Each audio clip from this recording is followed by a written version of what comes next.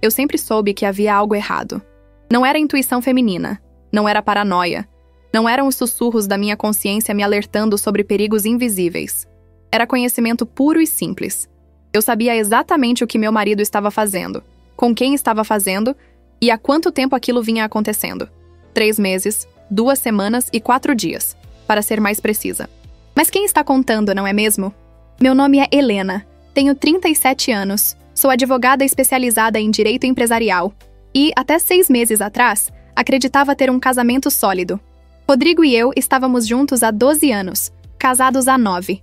Conheci ele numa conferência de negócios em São Paulo, quando eu ainda era uma advogada júnior tentando fazer nome no mercado, e ele já era um empresário de sucesso no ramo de importação e exportação. Foi amor à primeira vista, ou pelo menos foi o que pensei na época. Ele era charmoso, confiante, tinha aquele sorriso que fazia qualquer mulher se derreter. E eu, boba de mim, derreti completamente. Os primeiros anos foram mágicos.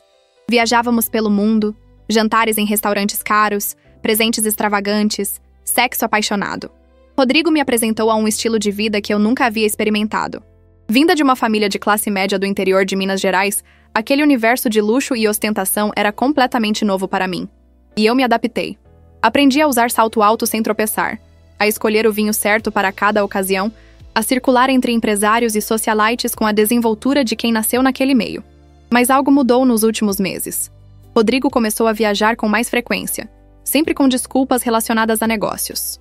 Chegava tarde em casa, o celular sempre no silencioso, sorrisos misteriosos ao ler mensagens. Os sinais clássicos, aqueles que qualquer esposa com 2 neurônios funcionando conseguiria identificar. Mas eu não confrontei, não fiz escândalos, não chorei, não implorei por explicações. Em vez disso, contratei um investigador particular.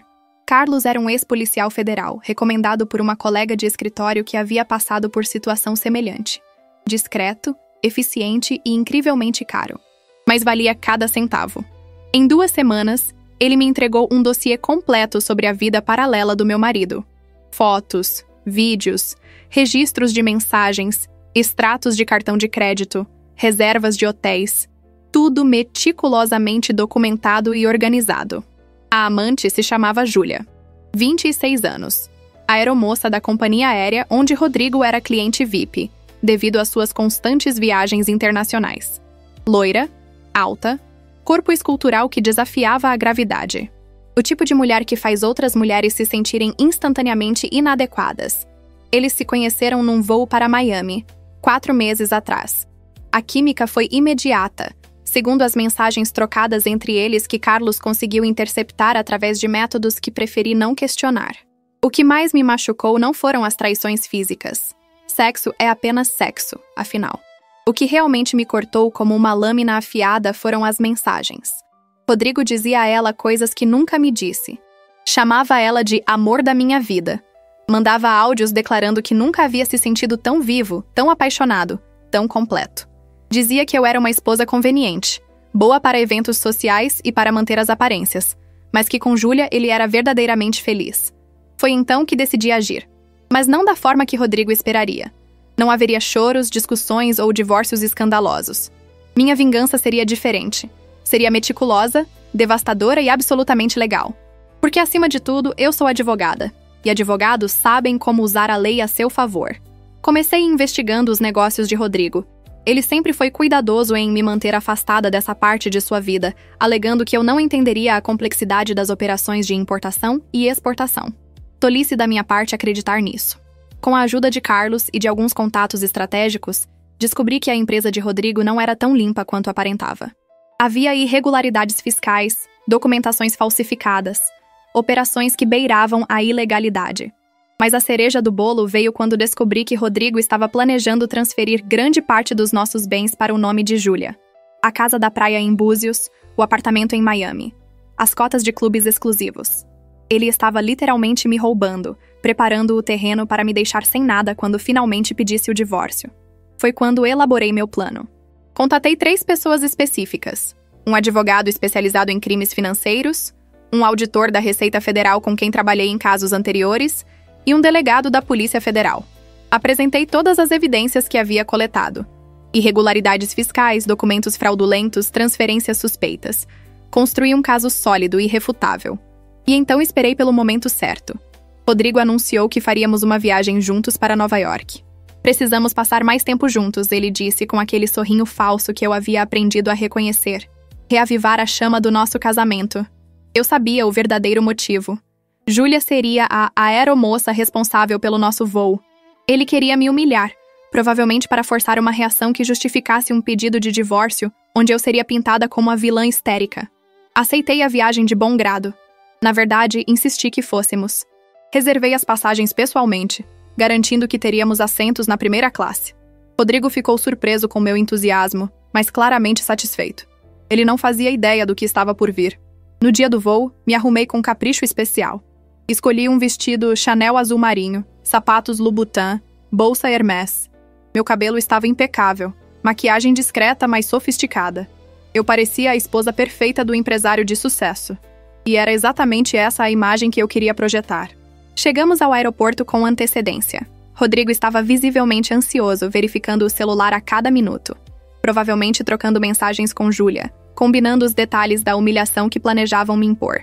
Eu mantive meu semblante calmo, sorrindo educadamente, comentando sobre a viagem como se estivesse genuinamente animada. Passamos pelos procedimentos de embarque sem problemas. Nossa condição de passageiros frequentes e VIP garantia tratamento preferencial. Quando finalmente entramos no avião, lá estava ela, Júlia, em toda sua glória juvenil, com aquele uniforme azul perfeitamente ajustado ao corpo, cabelos loiros presos num coque elegante, sorriso profissional nos lábios pintados de vermelho. "Bem-vindos a bordo, senhor e senhora Andrade", ela disse, sua voz melodiosa ecoando no corredor estreito da primeira classe. Seus olhos pousaram em Rodrigo por uma fração de segundo mais do que o profissionalmente apropriado. Mas ela era boa, tinha que admitir. Nada em seu comportamento externo denunciava a intimidade que compartilhava com meu marido. Nos acomodamos em nossos assentos. Primeira classe, lado a lado, com todo o conforto que o dinheiro de Rodrigo podia comprar. Ele imediatamente pediu um uísque, sua bebida favorita. Júlia trouxe pessoalmente, servindo com um sorriso que iluminou todo o seu rosto. "Seu favorito, Sr. Andrade." "Johnny Walker Blue Label, sem gelo, certo?" "Perfeito", Rodrigo respondeu, seus olhos percorrendo o corpo dela de forma nada discreta. "Você sempre sabe exatamente do que preciso." Senti meu estômago revirar, mas mantive o sorriso nos lábios. "Para mim apenas água, por favor", disse educadamente. Júlia mal me olhou, simplesmente acenou com a cabeça e se afastou. O voo decolou sem problemas. Nova York nos esperava do outro lado, mas eu sabia que não chegaríamos lá como o casal que havia embarcado. Ou melhor, Rodrigo não chegaria da mesma forma. Durante as primeiras horas de voo, observei o teatrinho que se desenrolava diante de mim. Júlia passava pelo nosso corredor com frequência incomum, sempre encontrando desculpas para falar com Rodrigo. "Mais alguma coisa, senhor?"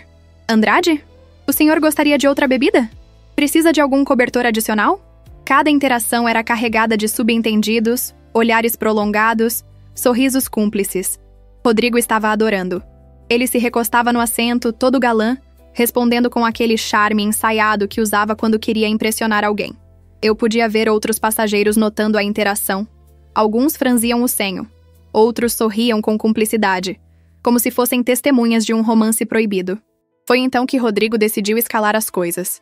Júlia havia acabado de trazer sua terceira dose de uísque quando ele segurou a mão dela por um momento mais longo do que necessário.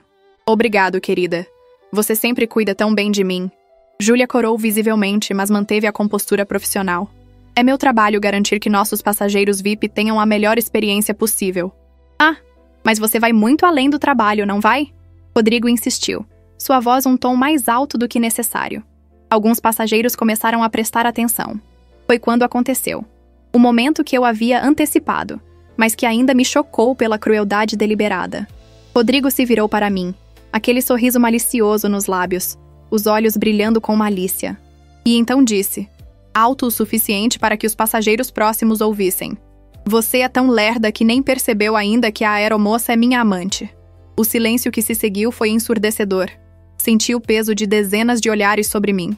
Olhei ao redor e contei mentalmente. 23 pessoas. 23 rostos me encarando com expressões que variavam entre choque, constrangimento, pena e até mesmo algum prazer mórbido pela desgraça alheia. Júlia ficou paralisada no corredor, seu rosto alternando entre vermelho de vergonha e branco de pânico. Ela claramente não esperava que Rodrigo fosse tão explícito, tão cruel. Mas ele estava bêbado demais e arrogante demais para se importar com sutilezas. Sim, minha querida esposa, ele continuou, saboreando cada palavra como se fosse o melhor vinho. Júlia aqui tem me proporcionado experiências que você nunca conseguiu. Ela é jovem, vibrante, excitante. Tudo que você deixou de ser há muito tempo. Ele pegou a mão de Júlia novamente, puxando ela para mais perto enquanto me olhava com desprezo. Só ela me leva às alturas. Ha. Entendeu? Aeromoça. Alturas? Mas sério, Helena, olha para ela e olha para você. Era questão de tempo até eu encontrar alguém melhor. Os segundos que se seguiram pareceram se arrastar eternamente. Eu podia sentir a humilhação que Rodrigo esperava me causar. Via nos olhos dele a satisfação de finalmente ter me destruído publicamente, de ter me reduzido a nada diante de estranhos. Júlia tentou se soltar, murmurando desculpas, mas Rodrigo a manteve firme. E então, eu fiz algo que Rodrigo definitivamente não esperava. Sorri. Não um sorriso trêmulo de quem está prestes a desmoronar, mas um sorriso genuíno, calmo, quase aliviado. Peguei minha bolsa, removi meu telefone e verifiquei uma mensagem que havia acabado de receber. Interessante, eu disse, minha voz perfeitamente controlada. Muito interessante. Rodrigo piscou, confuso. Aquela não era a reação que ele esperava. Ele queria lágrimas, gritos, uma cena dramática que alimentasse seu ego e justificasse suas ações. Mas eu não lhe daria essa satisfação. Helena, você ouviu o que eu disse? Ele insistiu, sua voz agora carregando uma nota de incerteza. Ouvi perfeitamente, Rodrigo. Cada palavra. Eu me virei para Júlia, que ainda estava paralisada ao lado dele. E você, querida, deveria procurar outro emprego. Logo vai precisar. Antes que qualquer um deles pudesse responder, 3 homens de terno se levantaram de seus assentos na parte traseira da primeira classe. Eles caminharam pelo corredor com passos firmes e determinados, suas credenciais já em mãos. Reconheci os 3 imediatamente, embora Rodrigo nunca os tivesse visto antes. Dr. Alberto Mendes, o advogado especializado em crimes financeiros. Marcos Ferreira, auditor sênior da Receita Federal. E delegado Paulo Costa, da Polícia Federal. Os 3 se posicionaram ao lado do nosso assento. O delegado Costa foi o primeiro a falar, sua voz autoritária cortando o silêncio atônito da cabine. Rodrigo Andrade, estou aqui para informá-lo que há um mandado de prisão preventiva emitido contra você por crimes de sonegação fiscal, falsificação de documentos e lavagem de dinheiro. A expressão no rosto de Rodrigo foi de puro horror. Toda a arrogância, toda a crueldade, toda a satisfação sádica simplesmente evaporaram, substituídas por pânico absoluto. O quê? Isso é um engano! Helena, o que está acontecendo? Eu não respondi. Em vez disso, olhei para o delegado e perguntei calmamente. Podemos prosseguir? O delegado assentiu. Sim, doutora Helena. Temos autorização para realizar a prisão assim que a aeronave pousar. Foi quando a realidade começou a se instalar no rosto de Rodrigo. Ele olhou para mim, depois para os homens de terno, depois de volta para mim. Você fez isso? Você me armou? Eu não armei nada, Rodrigo, respondi, minha voz fria como gelo. Apenas expus o que você vinha fazendo há anos. As fraudes fiscais, os documentos falsos, as transferências ilegais, tudo documentado, todas as provas reunidas e entregues às autoridades competentes. Dr. Mendes se inclinou ligeiramente. Doutora Helena foi extremamente colaborativa com as investigações. As evidências que ela forneceu são irrefutáveis. Júlia finalmente encontrou sua voz, embora saísse como um sussurro assustado. Rodrigo, do que eles estão falando? Cale a boca! Ele rosnou para ela, sua verdadeira natureza finalmente se revelando. A máscara do homem charmoso havia caído completamente. Você não entende nada! Eu me virei para Júlia, sentindo uma pontada de algo que poderia ser pena. Mas não era. Júlia, você sabia que Rodrigo estava transferindo bens para seu nome? Um apartamento em Miami, uma casa em Búzios? Bens que legalmente pertencem ao nosso patrimônio conjugal? Seus olhos se arregalaram. Eu não sabia que era ilegal. Rodrigo disse que eram presentes. Presentes comprados com dinheiro de origem duvidosa. Marcos, o auditor, interveio. E transferidos de forma irregular, com documentação falsificada. A senhorita também terá que prestar depoimento. O avião inteiro estava em silêncio absoluto agora. Todos os passageiros que haviam testemunhado minha humilhação momentos atrás, agora assistiam à completa destruição de Rodrigo. Vi satisfação em alguns rostos, choque em outros. Os 23 que haviam me olhado com pena, agora olhavam para Rodrigo com desprezo. "Você não pode fazer isso comigo!" Rodrigo gritou, perdendo completamente a compostura. "Sou seu marido! Somos uma equipe!" Eu ri. Uma risada genuína, libertadora. "Equipe? Você quis dizer a equipe que inclui você e sua amante de 26 anos? A equipe onde você me roubava sistematicamente enquanto eu dormia? Essa equipe, Rodrigo?" Ele tentou se levantar, mas o delegado Costa colocou uma mão firme em seu ombro. "Senhor Andrade, sugiro que permaneça sentado e em silêncio. Qualquer coisa que disser poderá e será usado contra você." As horas restantes do voo foram surreais. Rodrigo ficou sentado, absolutamente mudo, com o rosto branco como papel. Júlia foi instruída por seus superiores a permanecer na parte traseira da aeronave, longe de nós. Os outros passageiros cochichavam entre si, e eu podia sentir os olhares constantes em nossa direção. Dr. Mendes sentou-se na poltrona vazia à minha frente. "Doutora Helena, gostaria de revisar alguns documentos durante o voo? Temos o processo de divórcio pronto para ser protocolado assim que pousarmos." "Sim, por favor," respondi, aceitando a pasta que ele me estendeu. Comecei a revisar os documentos, fazendo anotações, enquanto Rodrigo me observava com uma mistura de ódio e desespero. "Como você descobriu?" Ele finalmente perguntou, sua voz baixa e derrotada. "Como você sabia de tudo?" Olhei para ele por cima dos documentos. "Você me subestimou, Rodrigo. Achou que eu era apenas a esposa troféu, a mulher bonita, mas vazia que você podia manipular à vontade. Mas esqueceu de um detalhe importante. Eu sou advogada. E uma boa. Descobrir seus segredos foi a parte fácil. O difícil foi ter a disciplina de não confrontá-lo imediatamente, de esperar o momento certo, de construir um caso perfeito.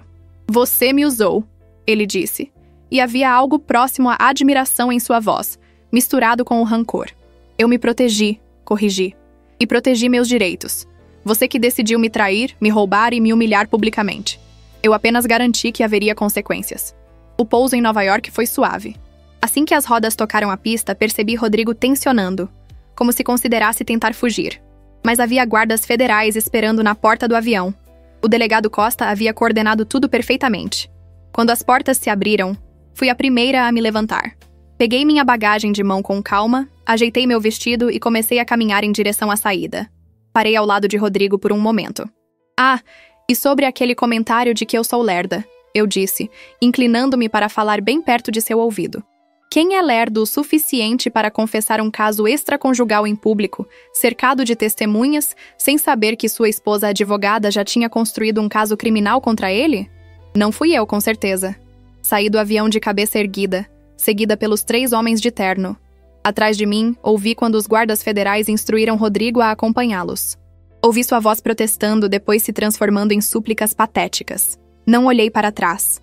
No terminal, fui recebida por minha sócia do escritório, doutora Mariana Souza. Ela estava sorrindo, segurando seu tablet. "Helena, vi as notícias. Você realmente fez isso." "Notícias?" perguntei confusa. Ela me mostrou a tela.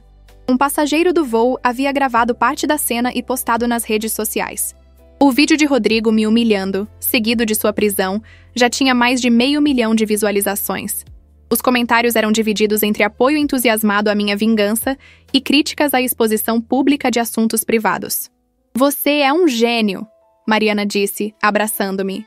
"Um gênio vingativo e implacável." "Apenas meticulosa," respondi, embora não pudesse negar a satisfação que sentia. "E cansada, muito cansada." "Venha," ela disse, pegando minha mala. "Reservei um quarto no Plaza. Você precisa descansar. Amanhã temos muito trabalho pela frente." No táxi a caminho do hotel, olhei pela janela para as ruas de Manhattan. A cidade estava viva, pulsante, indiferente aos dramas pessoais de seus visitantes. Peguei meu telefone e liguei para minha mãe, que ainda morava em nossa cidade natal em Minas. "Alô, filha! Como foi o voo?" "Mamãe," eu disse, minha voz finalmente traindo alguma emoção. "Eu fiz. Finalmente me libertei dele." Houve uma pausa do outro lado da linha.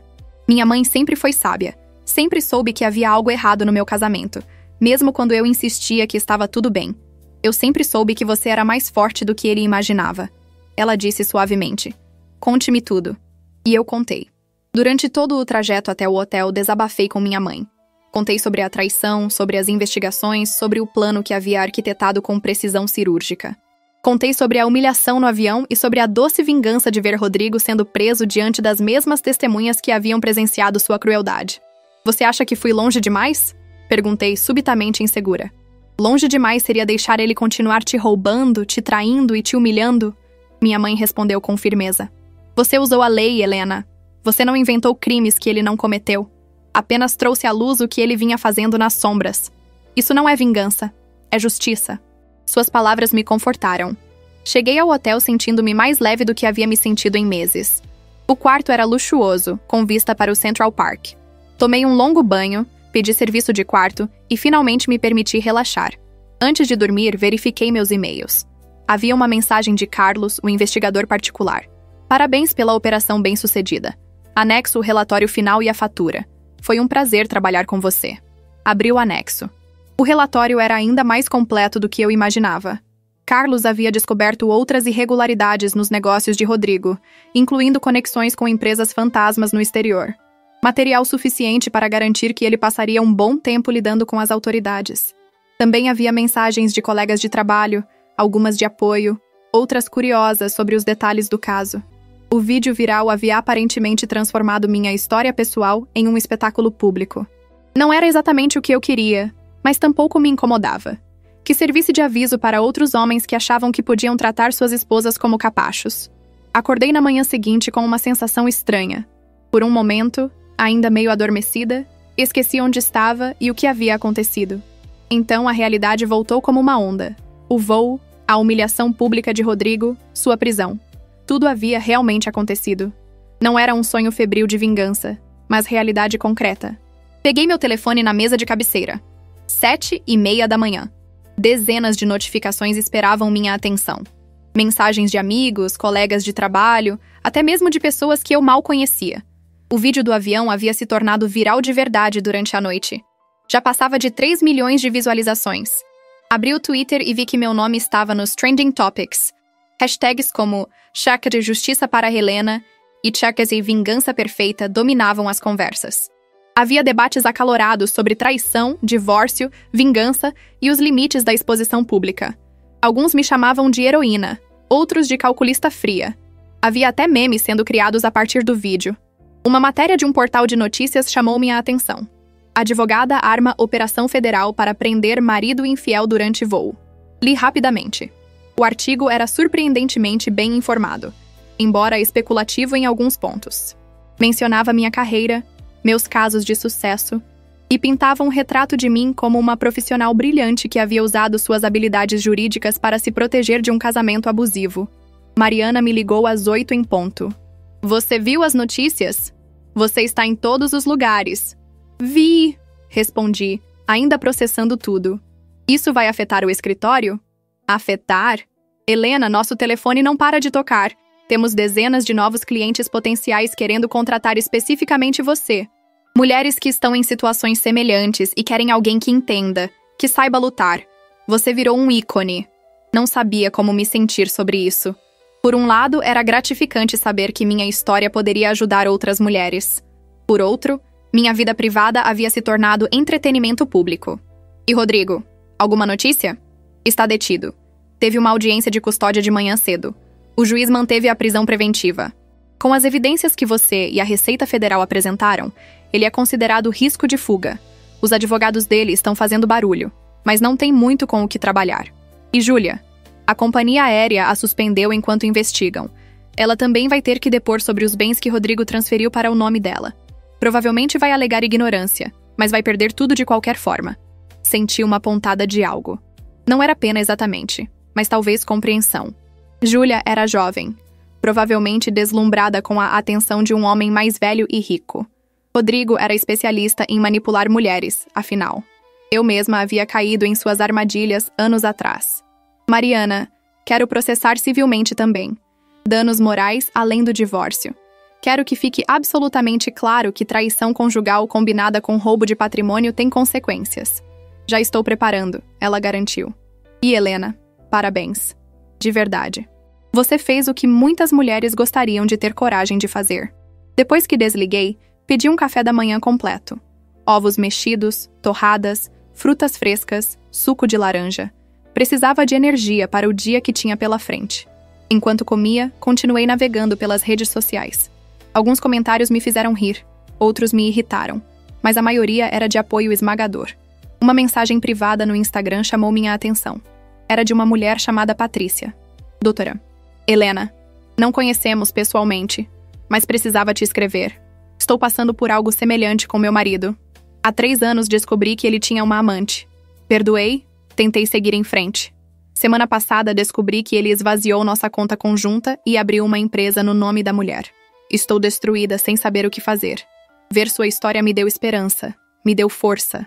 Obrigada por mostrar que podemos lutar de volta. Respondi imediatamente. Patrícia, sinto muito pelo que está passando.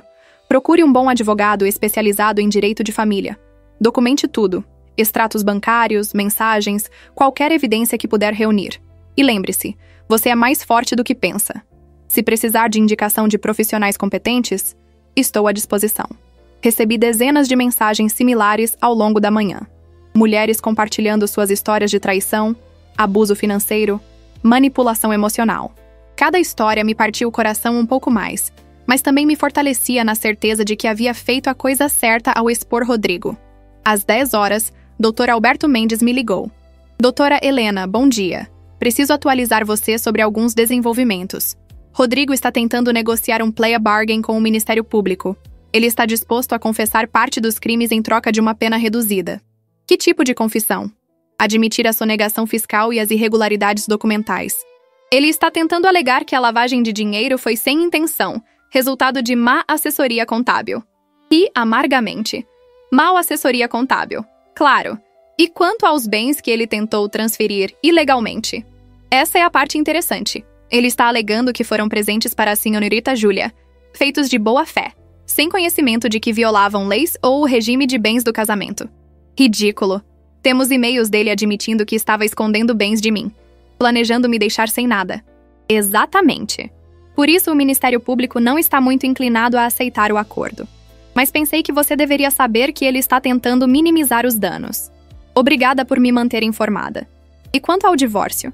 Posso protocolar os papéis hoje mesmo se você autorizar. Estou recomendando que peçamos divórcio litigioso com pedido de indenização por danos morais.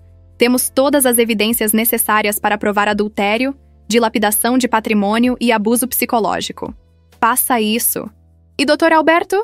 Quero que seja o mais público possível. Quero que fique registrado exatamente o tipo de homem que Rodrigo é. Depois do telefonema, tomei um longo banho. Precisava me preparar para sair. Mariana havia agendado algumas reuniões com potenciais novos clientes e eu precisava estar no meu melhor. Escolhi um terno risca de giz preto, salto médio, maquiagem profissional. A imagem de uma advogada competente e confiável. Quando desci para o lobby do hotel, fui surpreendida por 2 repórteres que aparentemente estavam me esperando. Doutora Helena, pode nos conceder uma entrevista rápida? Meu primeiro instinto foi recusar e sair rapidamente. Mas então pensei melhor. Por que não controlar a narrativa? Por que deixar que outros contassem minha história de forma distorcida? 5 minutos, concordei. Mas em algum lugar mais reservado. Maia, nos acomodamos em uma sala de reuniões que o gerente do hotel gentilmente disponibilizou. Os repórteres eram de um programa de notícias matinal bastante popular. Configuraram uma câmera pequena e me pediram permissão para gravar. Doutora Helena, o vídeo do seu marido confessando publicamente um caso extraconjugal e sua subsequente prisão se tornou viral. Como você está lidando com toda essa exposição? Respirei fundo. É surreal, para ser honesta. Minha intenção nunca foi criar um espetáculo público, mas também não vou me desculpar por usar os meios legais disponíveis para me proteger de alguém que estava sistematicamente me roubando e me traindo. Muitos estão dizendo que sua vingança foi calculada friamente. O que você diz a isso? Não foi vingança. Foi justiça. Há uma diferença fundamental. Rodrigo não está sendo processado porque me traiu. Adultério não é crime no Brasil.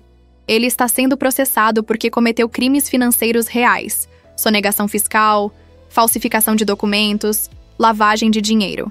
Eu apenas reuni as evidências e as apresentei às autoridades competentes. Qualquer cidadão teria o direito e o dever de fazer o mesmo. Mas você admite que escolheu o momento para maximizar a humilhação dele? Considerei a pergunta cuidadosamente. Escolhi o momento em que tinha todas as evidências necessárias para garantir que a justiça fosse feita. Se isso coincidiu com um momento em que ele escolheu me humilhar publicamente, confessando seu caso diante de dezenas de testemunhas, isso é uma ironia do destino, não planejamento meu. Você tem algo a dizer para outras mulheres que possam estar em situações similares? Sim, documentem tudo. Busquem ajuda profissional. Advogados, terapeutas, se necessário, e investigadores privados. Não aceitem abuso, seja ele emocional, financeiro ou físico. E lembrem-se, vocês são mais fortes e mais capazes do que seus abusadores querem que acreditem. A entrevista durou os 5 minutos prometidos. Quando terminou, me senti estranhamente aliviada. Havia tomado controle da narrativa, transformado a exposição involuntária em uma plataforma para falar sobre questões importantes. O táxi me levou até o escritório que Mariana havia alugado temporariamente em Manhattan para atender os novos clientes. Era um espaço moderno em Midtown, com vista para a cidade. Ela já estava lá, acompanhada de 2 assistentes que haviam voado de São Paulo para nos ajudar. Helena! Ela me cumprimentou com um abraço. Você está em todas as TVs. Vi a entrevista ao vivo. Foi perfeita. Obrigada. Quantos clientes temos hoje? 5 consultas agendadas. Todas mulheres, todas em situações de divórcio complicado envolvendo traição ou abuso financeiro. A primeira cliente chegou às 11 em ponto. Seu nome era Amanda. Tinha 42 anos. Era executiva de uma empresa de tecnologia. Sentou-se à minha frente com postura ereta, mas pude ver a tensão em seus ombros, a tristeza mal disfarçada em seus olhos. Doutora Helena, obrigada por me receber. Eu vi sua história e pensei que talvez você pudesse me ajudar. Estou aqui para isso. Me conte o que está acontecendo. E ela contou. Uma história dolorosamente familiar. Marido executivo, casamento de 15 anos, 2 filhos. Descoberta recente de um caso de longa data com uma colega de trabalho. Pior ainda, descobriu que ele havia contraído dívidas enormes em nome dela, falsificando sua assinatura em documentos de empréstimo. Estou arruinada financeiramente. Ela chorou. E ele quer ficar com a guarda dos meus filhos, alegando que sou instável emocionalmente. Passei as próximas 2 horas ouvindo sua história, fazendo anotações detalhadas, explicando suas opções legais. Era trabalho duro, emocionalmente desgastante, mas também profundamente gratificante. Vi a esperança retornando aos olhos de Amanda conforme delineávamos uma estratégia. As outras consultas seguiram um padrão similar. Cada mulher com sua história única de dor, mas todas compartilhando o tema comum de terem sido traídas e exploradas por homens em quem confiavam. E todas buscando não apenas justiça legal, mas validação de que mereciam melhor. Quando a última cliente saiu, já eram quase 7 da noite. Mariana e eu nos sentamos exaustas no escritório vazio. Isso vai ser assim todos os dias agora? Ela perguntou. Provavelmente. Pelo menos por um tempo, enquanto o buzz mediático continuar. Você está bem? Emocionalmente, quero dizer. Sei que cada uma dessas histórias deve mexer com você. Lembrá-la do que passou. Pensei sobre isso. Estou processando. É difícil ouvir as histórias e não reviver minha própria dor.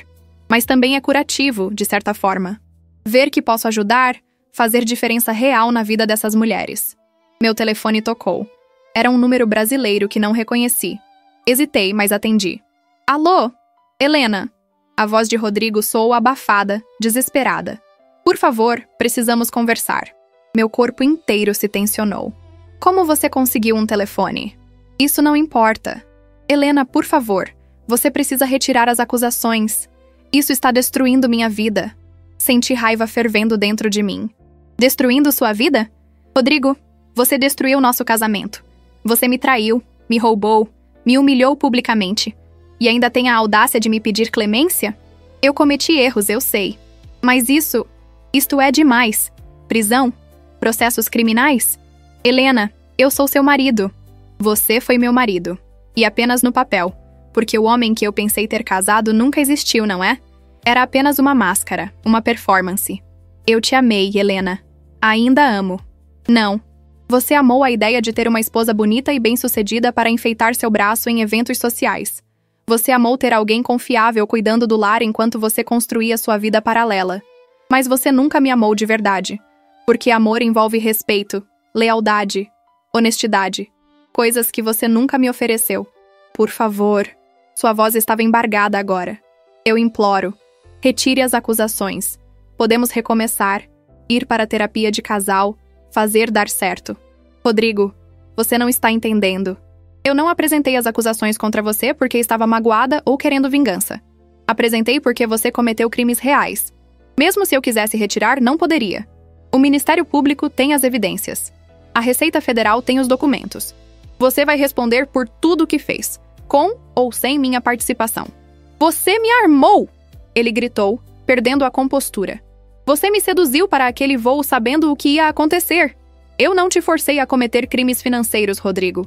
Não te forcei a trair, a roubar, a me humilhar. Essas foram todas escolhas suas. Eu apenas garanti que houvesse consequências. Eu vou te destruir no divórcio. Vou alegar alienação, vou dizer que você era uma esposa fria, que me negligenciava, que forçou isso. Ri. Uma risada curta, sem humor. Vá em frente. Tente. Você tem ideia de quantas evidências eu tenho? Mensagens suas para Júlia falando sobre como planejava me deixar sem nada. E-mails discutindo como esconder bens. Vídeo de você confessando o caso publicamente. Boa sorte explicando tudo isso para um juiz. Eu vou... Desliguei antes que ele pudesse terminar. Minhas mãos tremiam. Mariana me observava com preocupação. Você está bem? Sim. Não. Não sei.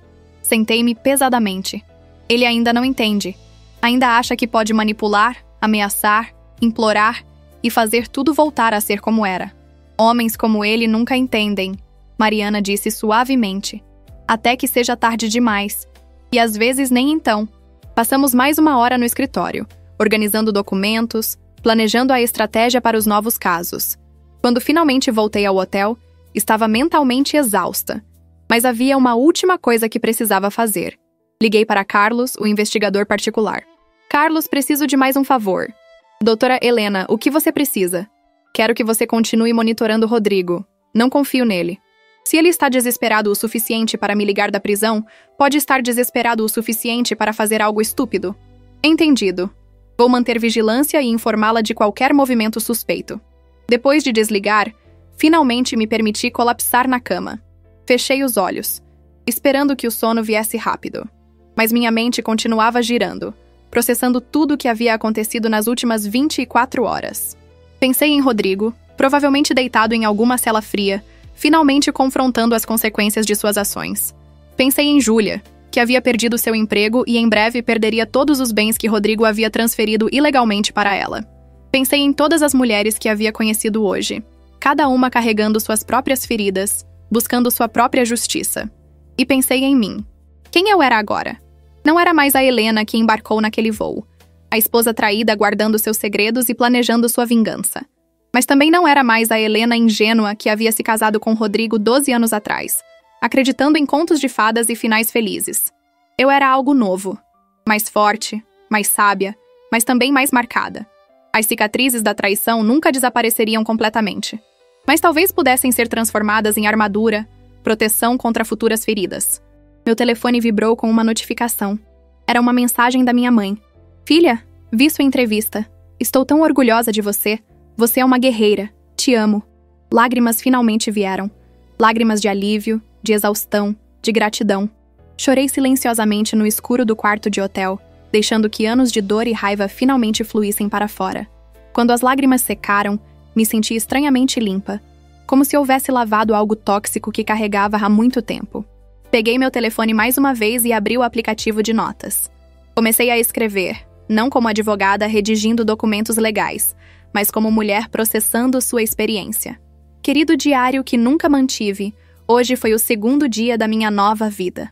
A vida após Rodrigo, após a traição, após a vingança pública que nunca planejei, mas também não lamento. Aprendi algo importante hoje. Não estou sozinha. Há milhares, talvez milhões de mulheres passando pelo que passei. E se minha história, por mais dolorosa e exposta que seja, pode ajudar mesmo que seja uma delas a encontrar coragem para se libertar, então valeu a pena. Continuei escrevendo por quase 1 hora, despejando pensamentos e sentimentos que havia mantido represados. Quando terminei, me senti mais leve do que havia me sentido em anos. O sono finalmente veio, profundo e sem sonhos. Quando acordei na manhã seguinte, o sol de Nova York inundava o quarto. Era um novo dia. e eu estava pronta para ele. Mariana me ligou cedo. Helena, temos um problema. Ou talvez uma oportunidade, dependendo de como você quiser ver. O que aconteceu? 3 programas de TV querem te entrevistar. Um deles é nacional, audiência de milhões. Eles querem fazer um especial sobre violência econômica contra mulheres em relacionamentos. E querem você como a entrevistada principal. Eu não sei, Mariana. Isso não está se tornando grande demais? Eu só queria me divorciar e seguir com minha vida. Eu entendo. Mas pense nisso. Quantas mulheres você pode alcançar? Quantas histórias você pode mudar? Você tem uma plataforma agora. Pode usá-la para fazer diferença real. Refleti sobre suas palavras enquanto tomava café. Ela tinha razão. Eu havia sido involuntariamente empurrada aos holofotes. Podia recuar, tentar voltar à privacidade, ou podia usar a atenção para algo produtivo. Tudo bem, decidi. Mas com condições. Nada de sensacionalismo. Nada de transformar minha dor em entretenimento. Se vão fazer isso, tem que ser sério, educativo, focado em ajudar outras mulheres. Perfeito. Vou negociar os termos. Passei o resto da manhã me preparando.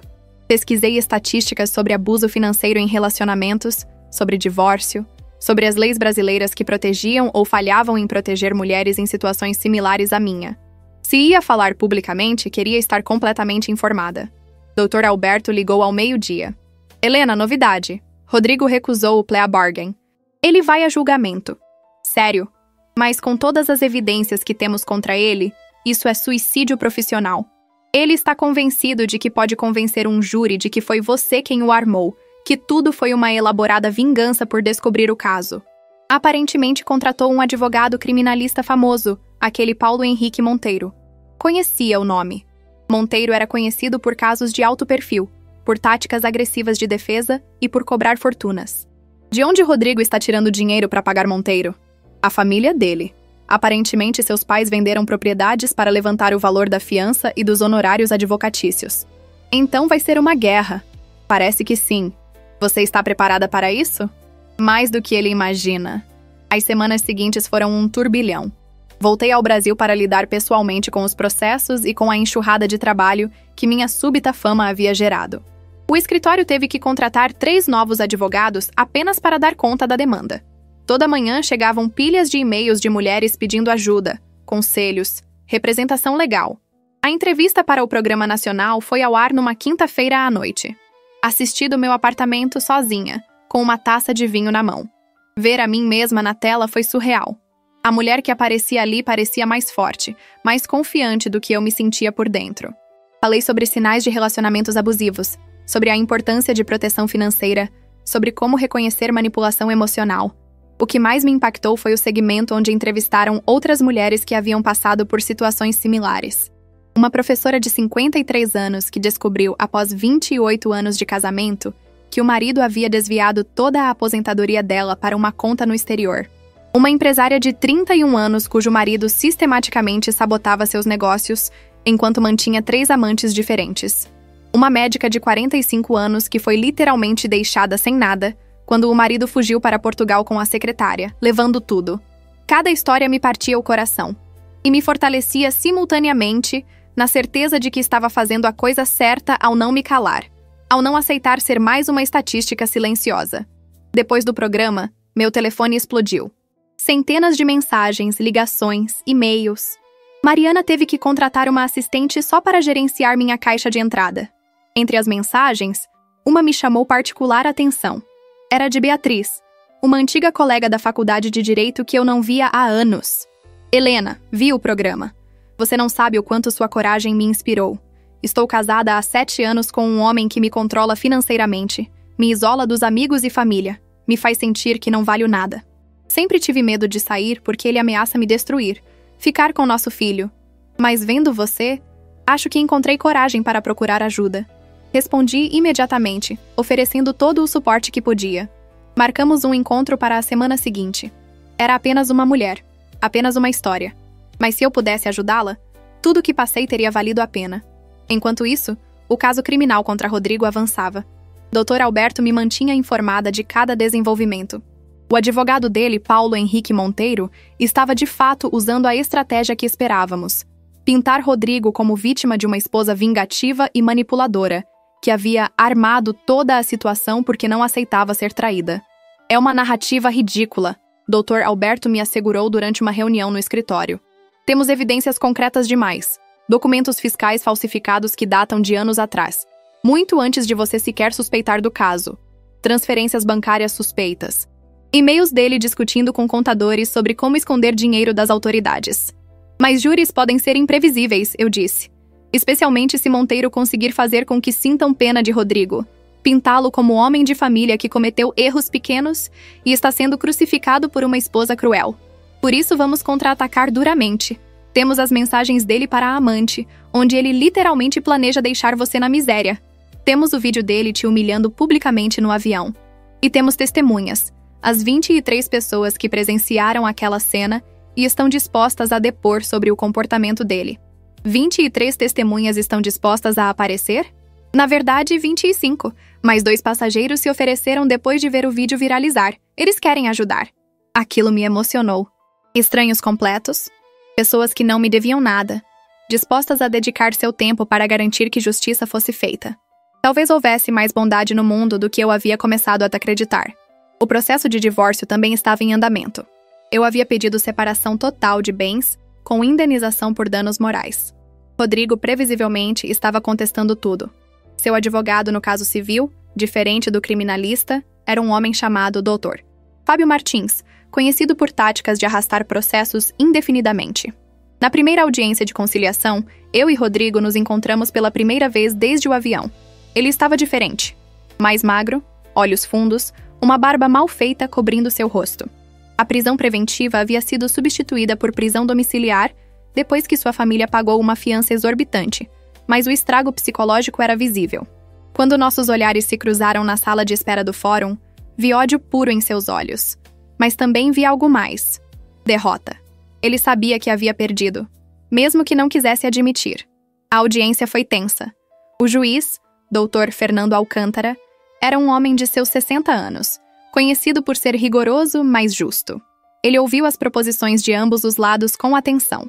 Dr. Fábio Martins começou com sua estratégia previsível. Meritíssimo, meu cliente reconhece que o casamento chegou ao fim. No entanto, a conduta da requerente em orquestrar uma prisão pública, em expor a vida privada do casal nas redes sociais, em transformar uma questão particular em espetáculo midiático, constitui abuso de direito e causa dano moral ao requerido.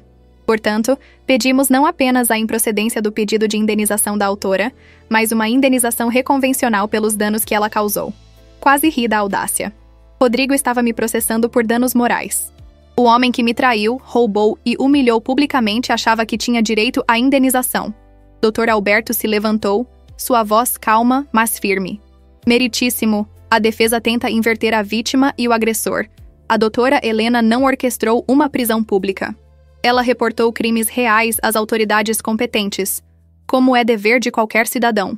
O momento e local da prisão foram decisão exclusiva da Polícia Federal, não da minha cliente. Quanto à exposição midiática, foi o próprio requerido quem escolheu confessar publicamente seu adultério em um avião cheio de testemunhas. Minha cliente não gravou o vídeo que viralizou, não o postou nas redes sociais. Ela simplesmente não se escondeu da situação que o requerido criou. E quanto às acusações criminais? O juiz perguntou. A defesa alega que são infundadas. Uma vingança elaborada. Com o devido respeito, Excelência, as acusações criminais estão sendo tratadas em vara competente. Mas posso apresentar aqui cópias das evidências que embasam essas acusações. Documentos fiscais falsificados, algumas datando de 5 anos atrás. Transferências bancárias irregulares. E-mails do requerido discutindo métodos de sonegação. Tudo documentado pela Receita Federal e Polícia Federal. Não são alegações vazias, mas crimes concretos com provas materiais. O juiz examinou os documentos que Dr. Alberto apresentou. Seu senho se franziu progressivamente conforme lia. Dr. Fábio, seu cliente tem como explicar estes documentos? Dr. Fábio hesitou. Meritíssimo, como disse, estas questões estão sendo tratadas na esfera criminal. Não cabe a este juízo. Não estou julgando a culpa criminal. O juiz o interrompeu. Mas estes documentos são relevantes para avaliar o caráter das partes e a procedência dos pedidos de indenização. E, francamente, não vejo como a requerente pode ser acusada de abuso de direito por reportar o que aparenta ser atividade criminosa clara. Rodrigo se remexeu desconfortavelmente em sua cadeira. Pela primeira vez, vi medo real em seu rosto. Quanto ao pedido de separação de bens e indenização por danos morais, o juiz continuou. Vou designar uma audiência de instrução para ouvir testemunhas. Mas adianto que, prima facie, os elementos apresentados pela autora são substanciais. Foi uma pequena vitória, mas significativa. O juiz estava claramente inclinado ao meu favor. Dr. Fábio sabia disso também, porque imediatamente após a audiência tentou negociar um acordo. Doutora Helena, ele me abordou no corredor do fórum. Podemos resolver isso de forma civilizada. Meu cliente está disposto a aceitar o divórcio e uma divisão equitativa dos bens. Equitativa? Repeti. Depois que ele tentou roubar metade do nosso patrimônio transferindo ilegalmente para a amante? Ele reconhece que cometeu erros de julgamento. Erros de julgamento? Dr. Fábio, com todo respeito, seu cliente cometeu crimes. Múltiplos crimes. E não satisfeito, me humilhou publicamente. Não vai haver acordo. Vamos até o fim. A senhora está sendo irracional, deixando emoções atrapalharem... Dr. Alberto colocou uma mão em meu ombro. Minha cliente está sendo perfeitamente racional. E está dentro de seu direito de recusar qualquer acordo. Se não há mais nada, Dr. Fábio, nos vemos na próxima audiência. Saímos do fórum sob flashes de câmeras. A imprensa havia descoberto sobre a audiência e estava esperando. Dei uma declaração breve, reiterando que apenas queria que a justiça fosse feita, e entrei rapidamente no carro que Mariana havia chamado. Você está bem? Ela perguntou assim que estávamos a caminho. Estou. Foi difícil vê-lo, mas também foi libertador, de certa forma.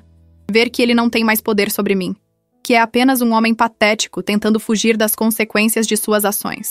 O juiz pareceu do seu lado. Por enquanto. Mas não posso ser complacente. Monteiro é um advogado brilhante no criminal. E Dr. Fábio, apesar de suas táticas questionáveis, é persistente. Naquela noite, encontrei com Beatriz, minha antiga colega de faculdade. Marcamos em um café discreto nos jardins. Quando ela chegou, mal a reconheci. A mulher vibrante e confiante que conheci na faculdade havia sido substituída por alguém visivelmente quebrada. Ombros curvados, olhos sempre baixos, uma inquietação nervosa em cada movimento. Beatriz, eu disse, levantando para abraçá-la. Obrigada por vir. Ela se sentou, pediu um chá, e então as palavras começaram a fluir. 7 anos de casamento com Lucas, um médico cirurgião. No começo, ele era atencioso, protetor. Mas gradualmente, a proteção virou controle. Ele gerenciava todo o dinheiro, dando a ela uma mesada para despesas domésticas. Monitorava suas ligações, suas amizades, isolou ela da família, alegando que a família dela era má influência. Eu nem percebo como aconteceu, ela disse, voz embargada. Foi tão gradual, e ele sempre tem uma justificativa que soa razoável. Estou fazendo isso porque te amo, porque quero te proteger. Mas agora eu me sinto prisioneira na própria casa. E seu filho? Tem 5 anos. Lucas usa ele contra mim constantemente. Diz que se eu tentar sair, ele vai provar que sou mãe inadequada. Vai tirar meu filho de mim. Diz que tem contatos, que pode fazer isso acontecer. Segurei as mãos dela através da mesa. Beatriz, escuta. Ele está te manipulando. Essas ameaças quase sempre são vazias. E mesmo que ele tente, você tem direitos. Vamos documentar tudo. O controle financeiro, o isolamento, as ameaças. Vamos construir um caso sólido. Mas eu não tenho dinheiro próprio. Ele controla tudo. Vou te representar pro bono, sem custos, e vou te conectar com uma rede de apoio. Psicóloga especializada em abuso doméstico, abrigo se você precisar sair com urgência, tudo. Lágrimas corriam livremente pelo rosto dela agora. Por que está fazendo isso por mim? Nem nos falamos há anos. Porque alguém precisa. Porque eu tenho os meios para ajudar e seria errado não fazer nada. E porque, Beatriz, toda mulher que ajudo a se libertar é uma vitória contra todos os Rodrigos e Lucases do mundo. Passamos as próximas 2 horas planejando. Documentação necessária, estratégia legal, plano de segurança caso Lucas reagisse mal. Quando nos despedimos, Beatriz parecia diferente. Ainda assustada, ainda incerta, mas com um lampejo de esperança nos olhos que não estava lá quando chegou. Enquanto voltava para casa, refleti sobre como minha vida havia mudado completamente em questão de semanas. De esposa traída guardando segredos a advogada ativista defendendo causas de outras mulheres. Não era o caminho que havia planejado, mas talvez fosse o caminho que precisava trilhar. Em casa, encontrei uma carta que havia sido entregue pessoalmente. Não tinha remetente, apenas meu nome no envelope. Abri com certa apreensão. Era de Júlia. Doutora... Helena, sei que não tenho direito de te escrever. Sei que fui parte do que te machucou. Mas preciso que saiba que eu não sabia de tudo. Rodrigo me disse que vocês estavam separados, apenas mantendo as aparências até o divórcio se finalizar. Disse que você concordou, que era amigável. Eu era idiota o suficiente para acreditar. Quando descobri a verdade, no avião, na frente de todos, fiquei em choque. E então veio a prisão, a investigação, a descoberta de que os presentes que ele me deu eram bens roubados de você, comprados com dinheiro de origem criminosa. Perdi meu emprego. Perdi tudo. E no processo, percebi que ele me usou tanto quanto usou você. Apenas de formas diferentes. Não estou pedindo perdão. Não mereço. Mas queria que soubesse que estou cooperando completamente com as autoridades. Testemunhei sobre todas as conversas que tivemos, todos os planos que ele compartilhou comigo. Se isso ajudar a garantir que ele pague pelo que fez, então pelo menos algo de bom sairá dessa situação horrível.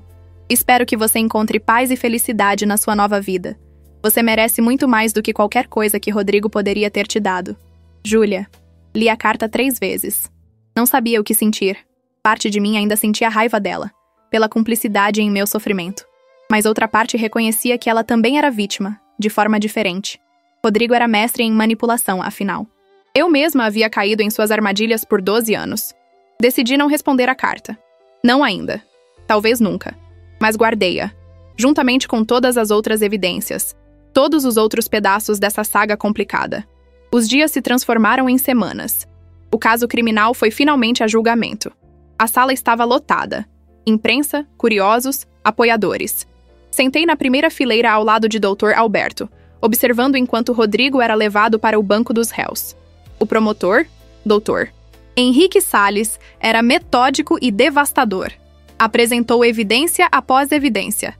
Documentos falsificados, extratos bancários mostrando transferências irregulares, e-mails incriminadores. Cada peça construindo um quadro irrefutável de culpa. Monteiro, o advogado de Rodrigo, lutou bravamente. Tentou desacreditar testemunhas, questionar a origem das evidências, sugerir que havia conspiração contra seu cliente. Mas estava lutando uma batalha perdida e sabia disso. O momento mais dramático veio quando eu fui chamada para depor. Subi ao estrado com pernas trêmulas, mas determinação firme. Monteiro tentou me intimidar, fazer parecer que eu havia seduzido Rodrigo para aquele voo específico como parte de uma armadilha elaborada. Trabara? Helena, ele disse, voz cheia de insinuação. Não é verdade que a senhora já sabia dos crimes de seu marido há meses? E escolheu o momento mais humilhante possível para expô-lo? É verdade que eu descobri as irregularidades e reportei às autoridades. Respondi calmamente. Como é meu dever legal fazer? O momento da prisão foi decisão das autoridades federais, não minha. Mas a senhora não negaria que tinha motivação pessoal para querer destruir seu marido? Que estava magoada pela traição? Estava magoada pela traição, sim. Mas não processei meu marido por traição. Processei, ou melhor, reportei às autoridades competentes, crimes financeiros reais. Sonegação fiscal prejudica toda a sociedade. Lavagem de dinheiro financia atividades criminosas. Esses não são crimes menores, Dr. Monteiro. A senhora não acha conveniente que todas essas evidências apareceram exatamente quando descobriu o caso? As evidências não apareceram quando descobri o caso. Já existiam há anos. Eu apenas procurei por elas. E as encontrei porque existiam, não porque as inventei. O promotor me redirecionou. Doutora Helena, em algum momento você forjou, manipulou ou alterou qualquer documento ou evidência? Jamais. Todas as evidências apresentadas são autênticas e foram verificadas independentemente pela Receita Federal e Polícia Federal. Após meu depoimento, vieram as testemunhas do avião. Uma após outra, 25 pessoas relataram o que presenciaram. Rodrigo confessando publicamente o caso, me humilhando deliberadamente, demonstrando crueldade consciente. Ele parecia estar gostando. Uma das passageiras testemunhou. Havia prazer em seu rosto ao dizer aquelas coisas horríveis. Não era apenas confissão, era crueldade proposital. Quando Júlia foi chamada para depor, a sala ficou em silêncio absoluto. Ela estava pálida, visivelmente nervosa, mas sua voz saiu firme quando jurou dizer a verdade. Monteiro tentou pintá-la como cúmplice, mas ela não mordeu a isca. Admitiu o caso, admitiu aceitar os presentes, mas manteve que não sabia da origem criminosa dos bens ou da verdadeira situação do casamento de Rodrigo. Ele me disse que estavam divorciados em tudo, exceto no papel. Ela testemunhou. Que era questão de semanas até ficarem separados oficialmente. Eu fui idiota em acreditar, mas essa foi a informação que ele me deu. O julgamento durou 4 dias. No 4º dia, após deliberação de 2 horas, o júri voltou com o veredicto. Culpado em todas as acusações. Sonegação fiscal. Culpado. Falsificação de documentos. Culpado. Lavagem de dinheiro. Culpado. Tentativa de dilapidação de patrimônio. Culpado. Rodrigo desmoronou. Literalmente se curvou sobre a mesa, soluçando. Seus pais sentados atrás dele choravam em desespero. Parte de mim sentiu pena, mas a maior parte sentiu justiça sendo finalmente servida. O juiz marcou a audiência de sentenciamento para 2 semanas depois. Rodrigo foi levado de volta à prisão, desta vez sem perspectiva de fiança. A condenação era certa. A questão agora era quanto tempo ele passaria atrás das grades. Do lado de fora do tribunal, fui cercada por repórteres. Dei uma declaração breve. Justiça foi feita hoje. Não apenas para mim, mas para todas as pessoas que são prejudicadas por crimes financeiros. Este caso demonstra que ninguém está acima da lei, independentemente de status social ou econômico. Aquela noite, Mariana organizou um jantar comemorativo discreto. Apenas nós duas, Dr. Alberto e alguns colegas próximos do escritório. Não era a celebração da destruição de Rodrigo, mas da validação de que havíamos feito a coisa certa, seguido a lei, garantido que justiça prevalecesse. Um brinde, Mariana levantou sua taça de vinho. A Helena, que transformou tragédia pessoal em missão de justiça. E a todas as mulheres que ela inspirou e continuará inspirando. Brindamos. E pela primeira vez em muito tempo, senti que talvez, apenas talvez, eu conseguisse reconstruir uma vida que valesse a pena viver. A audiência de sentenciamento chegou mais rápido do que esperava. Acordei naquela manhã com um nó no estômago, não de nervosismo, mas de antecipação. Seria o fechamento definitivo de um capítulo doloroso da minha vida. Depois daquele dia, Rodrigo seria oficialmente parte do meu passado, não mais uma sombra ameaçadora pairando sobre meu presente. Escolhi minhas roupas com cuidado. Um terno cinza carvão, corte impecável, salto médio preto. Profissional, sóbria, séria. Queria que o juiz, que a sala inteira, me visse como a advogada competente que era, não apenas como a esposa traída buscando vingança. Dr. Alberto me buscou em casa. Durante o trajeto até o fórum, revisamos os pontos principais. O promotor vai pedir o máximo da pena, ele me informou. Considerando a multiplicidade de crimes, estamos falando de 8 a 12 anos. E o que Monteiro vai argumentar? Réu primário, família respeitável, contribuições à sociedade. A defesa clássica. Vai tentar humanizar Rodrigo, fazer o juiz ter clemência. Vai funcionar? Duvido. O juiz Alcântara é conhecido por ser duro com crimes de colarinho branco, especialmente quando há elementos de abuso familiar envolvidos. A sala estava cheia novamente. Reconheci alguns rostos da mídia, outros eram apoiadores que haviam me seguido pelas redes sociais. Havia também um grupo de mulheres usando camisetas com a frase "Justiça para Helena". Elas me cumprimentaram com acenos e sorrisos encorajadores. Rodrigo foi trazido algemado. Ele havia emagrecido ainda mais nas 2 semanas desde o veredito. O terno que vestia, provavelmente trazido pela família, pendia frouxo em seu corpo. Ele me olhou quando entrou, e pela primeira vez vi algo além de raiva ou desespero em seus olhos. Vi aceitação, resignação. O juiz Alcântara entrou e todos se levantaram. Ele se acomodou, ajustou os óculos e começou a falar. Sua voz era grave, autoritária, carregada de peso moral. Estamos aqui para proferir a sentença no caso do Ministério Público versus Rodrigo Andrade. Antes de anunciar minha decisão, gostaria de fazer algumas observações sobre a natureza deste caso. Ele pausou, olhando diretamente para Rodrigo. Senhor Andrade, o senhor foi condenado por múltiplos crimes que refletem não apenas ganância, mas um completo desrespeito pelas leis que governam nossa sociedade. Sonegação fiscal. Rouba de todos nós. Cada real não pago em impostos é um real a menos para educação, saúde, segurança. A falsificação de documentos mina a integridade de nossos sistemas. E a tentativa de dilapidar patrimônio conjugal demonstra uma crueldade calculada para com alguém que confiou no Senhor. Rodrigo manteve os olhos baixos, mas pude ver suas mãos tremendo.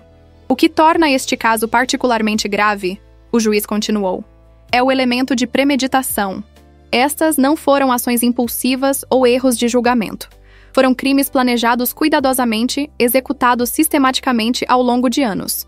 O senhor não apenas traiu a confiança de sua esposa, mas também tentou deixá-la desamparada financeiramente enquanto transferia bens ilegalmente para sua amante. Monteiro se levantou.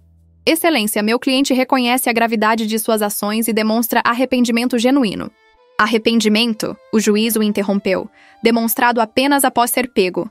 Durante anos, o réu manteve suas atividades criminosas sem demonstrar qualquer remorso ou intenção de mudar. O arrependimento que demonstra agora é consequência da punição iminente, não de consciência moral. Ele folheou alguns papéis em sua mesa. Além disso, há o elemento de humilhação pública. Testemunhas relataram que o réu confessou publicamente seu adultério de forma deliberadamente cruel, buscando causar máxima vergonha à vítima. Isso demonstra um caráter que não só transgride leis, mas que encontra prazer em causar sofrimento emocional. Meu coração batia forte. Cada palavra do juiz validava tudo o que havia sofrido, tudo o que havia lutado contra.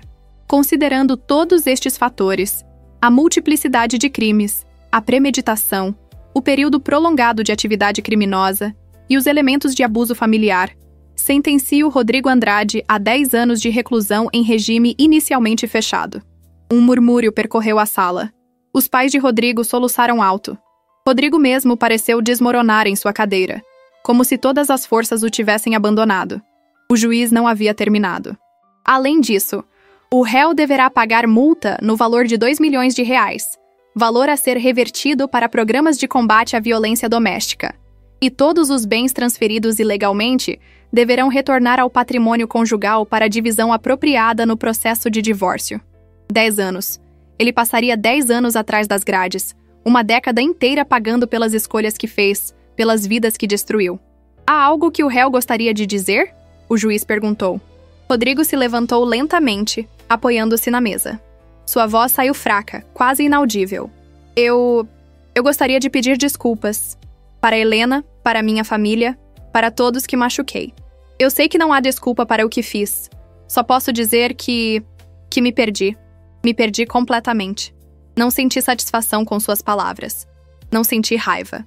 Apenas uma espécie de vazio cansado. Eram apenas palavras, tarde demais, de alguém que só se arrependeu ao enfrentar consequências. O juiz bateu o martelo. A sessão está encerrada. Que o réu seja conduzido para iniciar o cumprimento de sua sentença. Guardas se aproximaram de Rodrigo. Antes de ser levado, ele olhou para mim uma última vez. Nossos olhos se encontraram através da sala cheia. Ele abriu a boca como se fosse dizer algo, mas então apenas balançou a cabeça e se virou. Foi a última vez que o vi. Do lado de fora do tribunal, dei entrevista coletiva. As perguntas voaram de todas as direções. Doutora, Helena, como se sente com a sentença? Sinto que justiça foi feita. Não é sobre vingança pessoal, nunca foi.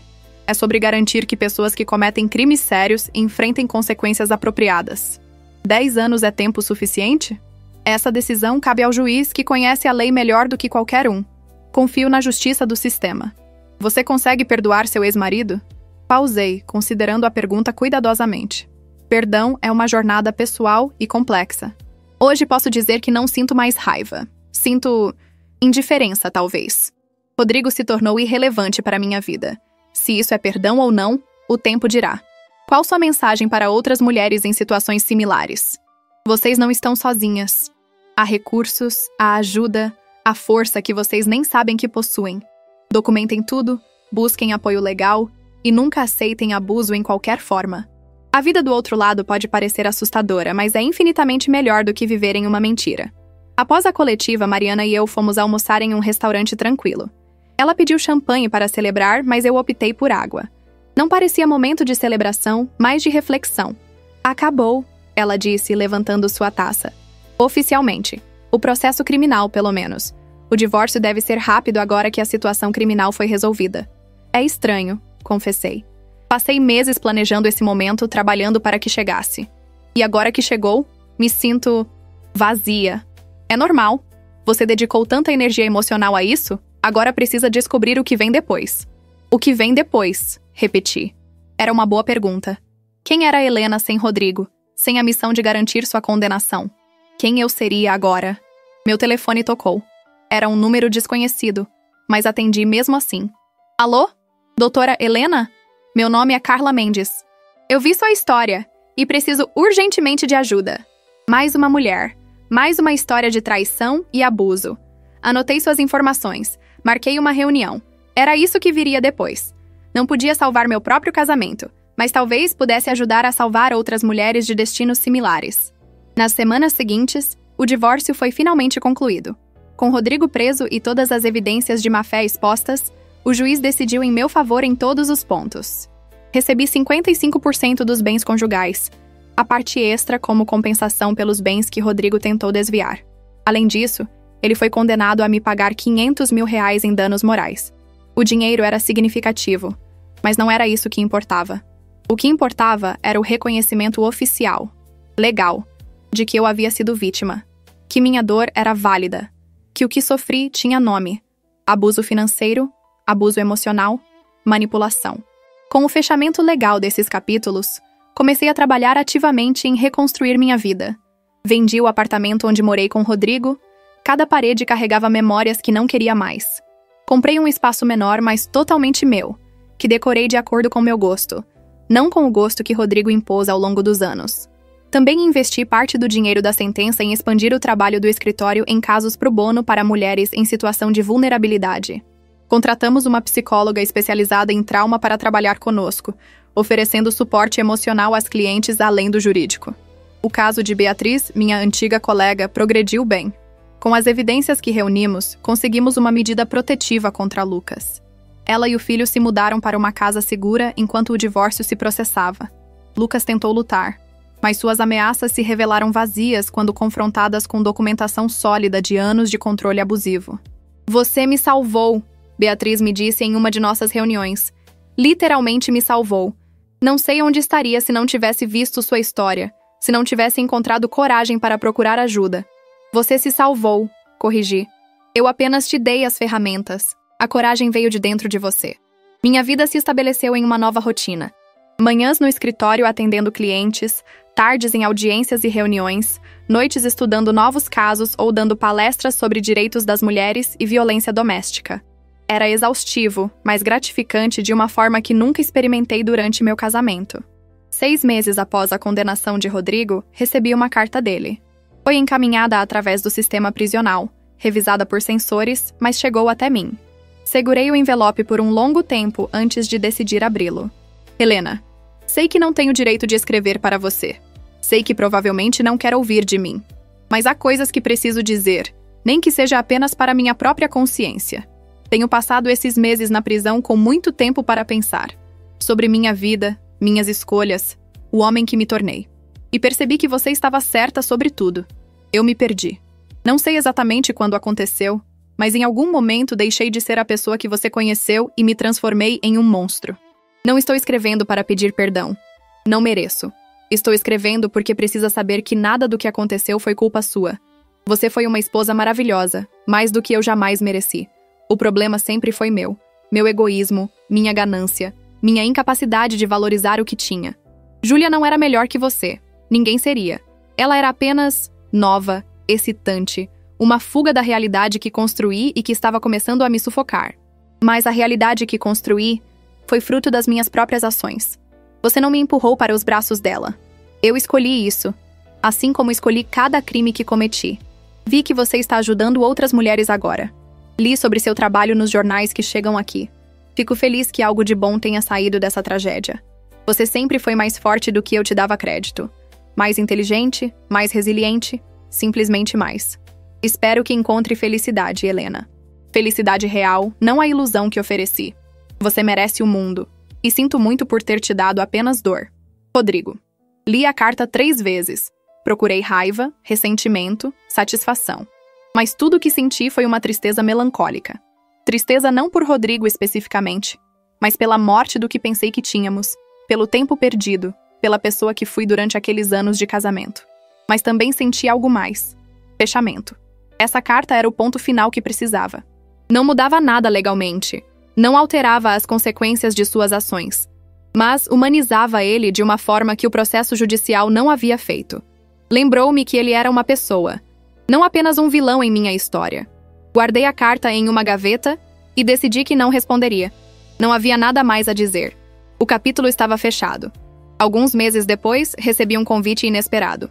Uma organização internacional focada em direitos das mulheres queria que eu falasse em uma conferência em Genebra. Hesitei inicialmente. Falar sobre minha experiência pessoal em nível internacional parecia intimidante, mas Mariana me encorajou. Helena, você tem uma plataforma. Use-a. Quantas mulheres você pode alcançar com sua história? Quantas vidas você pode mudar? Aceitei o convite. A conferência foi em setembro, quase um ano após aquele fatídico voo. Escrevi meu discurso cuidadosamente, ensaiei múltiplas vezes, mas ainda estava nervosa quando subi ao palco. A sala tinha centenas de pessoas. Advogadas, ativistas, vítimas de violência doméstica, acadêmicas, todas me olhando, esperando que dissesse algo significativo. Respirei fundo e comecei. Meu nome é Helena Andrade. Embora em breve voltarei a usar meu nome de solteira, Helena Martins. Há um ano, eu estava presa em um casamento abusivo, sem perceber completamente a extensão do abuso. Porque quando pensamos em abuso doméstico, frequentemente imaginamos violência física, mas abuso tem muitas faces. Contei minha história. Não os detalhes sensacionalistas que a mídia havia adorado, mas a realidade emocional. A erosão gradual da autoestima. O isolamento sutil. O controle financeiro disfarçado de proteção. A traição que destruiu não apenas o casamento, mas minha percepção de realidade. O momento que mudou tudo para mim não foi descobrir a traição. Expliquei. Foi perceber que eu tinha escolha, que não precisava aceitar, não precisava perdoar, não precisava ser a esposa complacente que engole dor em silêncio. Percebi que tinha poder, poder legal, poder intelectual, poder pessoal. Falei sobre a importância de documentação, de conhecer seus direitos, de construir redes de apoio, sobre como a lei pode ser uma ferramenta poderosa nas mãos de quem sabe usá-la, sobre a diferença entre vingança e justiça. Muitos me acusaram de vingança, disse. Mas vingança é emocional, destrutiva, frequentemente ilegal. Justiça é sistemática, baseada em evidências, conduzida através de canais apropriados. Eu não inventei crimes, expus crimes que já existiam. Isso não é vingança, é responsabilidade. Quando terminei, a sala explodiu em aplausos. Mulheres se levantaram, algumas com lágrimas nos rostos. Durante a sessão de perguntas e respostas que seguiu, fiquei impressionada com a universalidade das histórias.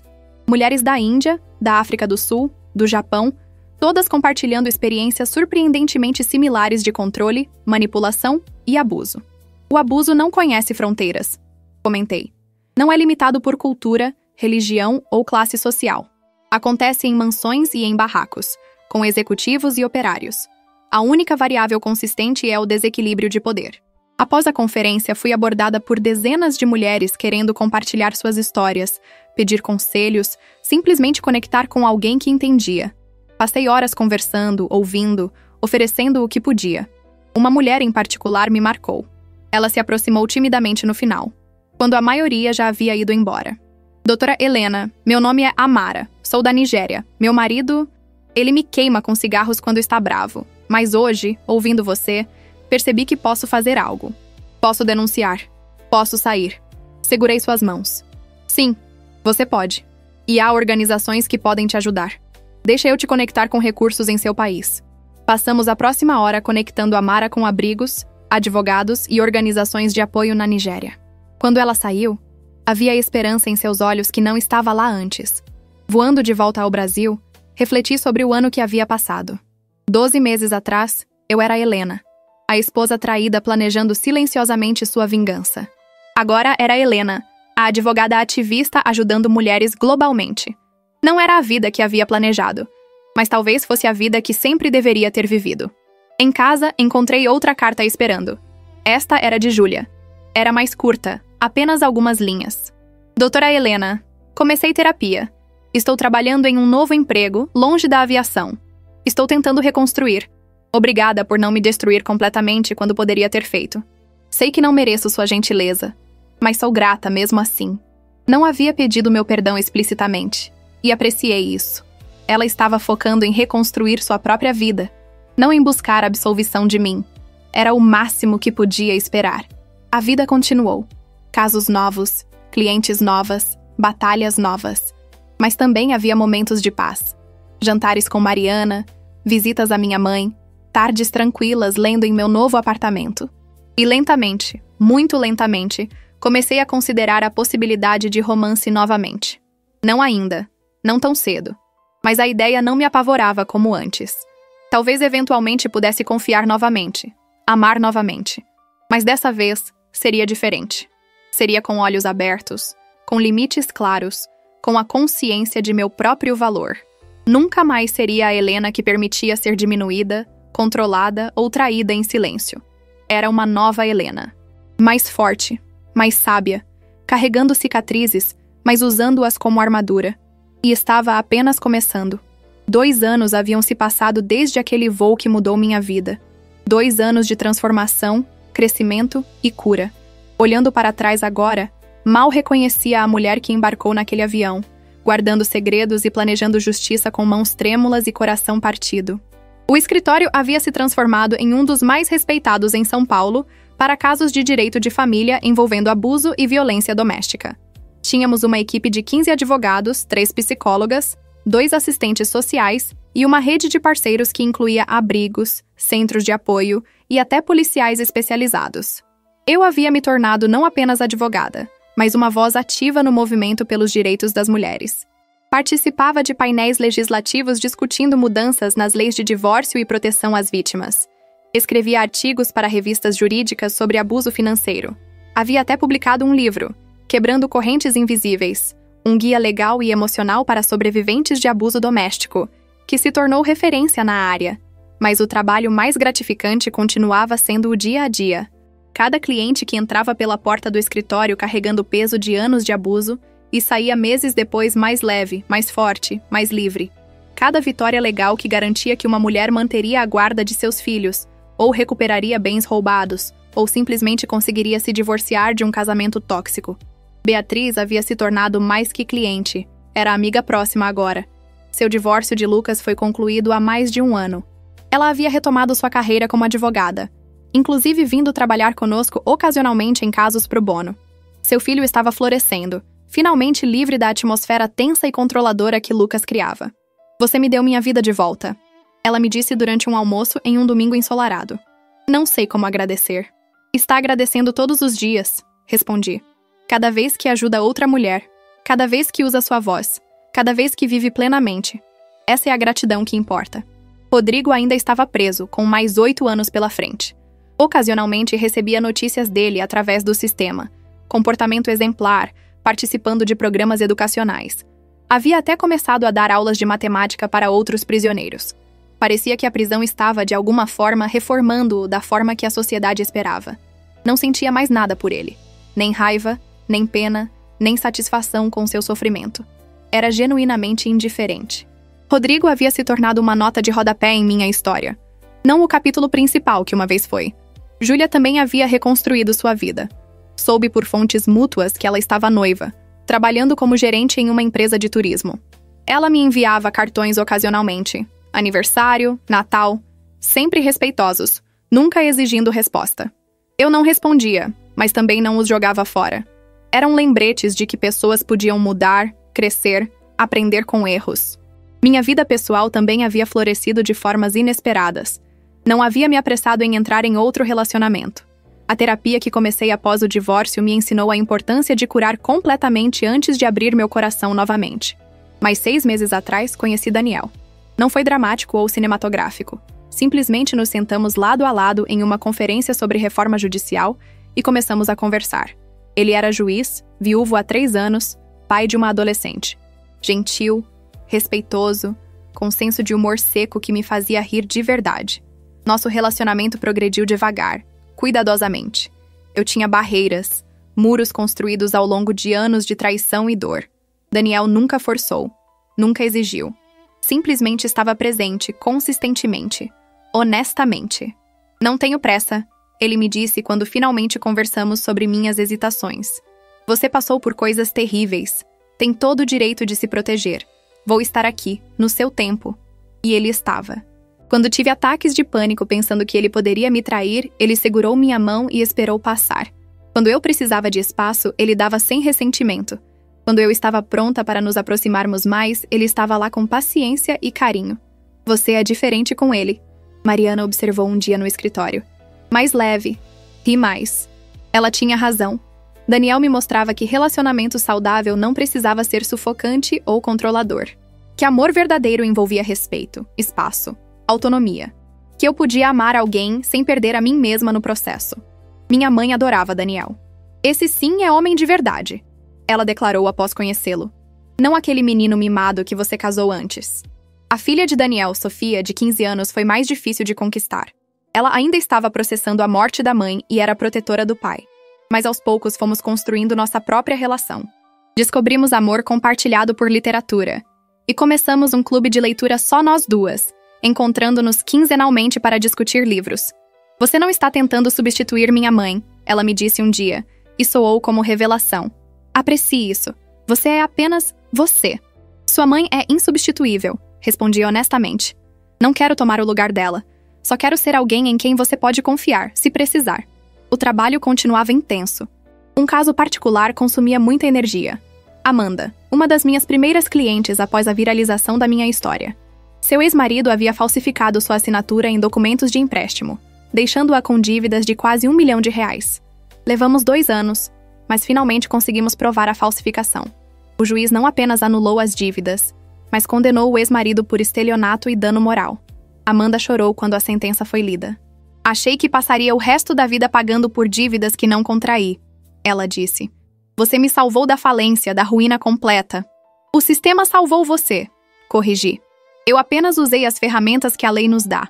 Mas você teve que ser forte o suficiente para lutar. Isso veio de você. Casos como o de Amanda me lembravam constantemente porque esse trabalho importava. Não era apenas sobre divórcios ou disputas de propriedade. Era sobre dignidade, justiça, a mensagem fundamental de que ninguém deveria ser abusado impunemente. Recebi convite para falar na ONU sobre violência econômica contra mulheres. Foi surreal estar naquela sala histórica, dirigindo-me a representantes de dezenas de países. Compartilhei estatísticas alarmantes. Segundo estudos recentes, 90% das vítimas de violência doméstica também experienciam abuso financeiro. Abuso financeiro é uma prisão invisível, argumentei. Mantém mulheres presas em relacionamentos perigosos porque não têm meios de sair. Precisamos de leis mais fortes, educação financeira melhor e sistemas de apoio que reconheçam essa forma de violência como tão grave quanto o abuso físico. O discurso foi bem recebido. Vários países expressaram interesse em consultar com nossa equipe sobre implementação de novas políticas de proteção. Mas nem tudo era trabalho sério. Aprendi a importância de equilíbrio, de autocuidado, de prazer simples. Retomei hobbies que havia abandonado durante o casamento. Pintura, yoga, longas caminhadas no parque. Viajei não por trabalho, mas por prazer. Passei 1 mês na Europa com Mariana, apenas sendo turistas bobas tirando selfies em frente a monumentos. Você está feliz? Mariana observou em Paris, enquanto tomávamos vinho em um café de calçada. Genuinamente feliz. Posso ver em seus olhos. Pensei sobre isso. Era verdade? Depois de tudo que passei, toda a dor e traição, consegui encontrar felicidade real? Sim, respondi, surpresa pela certeza. Acho que sim. Não é felicidade perfeita. Ainda tenho dias difíceis, momentos onde lembro e dói. Mas é felicidade real, construída sobre alicerce sólido, não sobre ilusões. No 3º aniversário daquele fatídico voo, organizei um evento especial. Um jantar de gala para a arrecadação de fundos para a nossa Fundação de Apoio a Sobreviventes de Abuso Doméstico. Convidamos clientes passadas, apoiadoras, parceiras. A resposta foi esmagadora. O salão estava lotado. Mulheres de todas as idades, backgrounds, histórias. Algumas eu conhecia intimamente de anos trabalhando juntas. Outras eram rostos novos, pessoas tocadas de alguma forma por nosso trabalho. Subi ao palco para discursar. Olhei para aquele mar de rostos e vi força, resiliência, esperança. 3 anos atrás eu estava em um voo para Nova York, prestes a ver minha vida explodir de formas que nunca imaginei. Naquele momento pensei que era o fim do meu casamento, da minha confiança, talvez até de mim mesma. Pausei, deixando as palavras assentarem. Mas não foi o fim. Foi um começo. O começo de descobrir quem eu realmente era sem as correntes de um relacionamento abusivo. O começo de uma missão que se tornou minha paixão. E o começo de conectar com milhares de mulheres que compartilham histórias similares de dor, mas também de triunfo. Contei histórias, Não apenas a minha, mas de mulheres na sala. Beatriz, que reconstruiu sua vida e carreira. Amanda, que derrotou dívidas fraudulentas.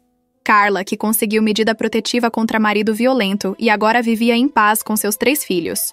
Maria, que aos 62 anos encontrou coragem para deixar casamento de 40 anos e estava redescobrindo a si mesma. Cada uma de vocês é prova viva de que sobrevivência é possível. Mais que isso, prosperar após abuso é possível. Não é fácil. Há dias escuros, momentos de dúvida, cicatrizes que nunca desaparecem completamente. Mas há também dias de sol, momentos de alegria, força forjada em fogo que ninguém pode tirar de nós. Terminei com um brinde. A todas as sobreviventes. As que estão aqui hoje e as que ainda estão lutando.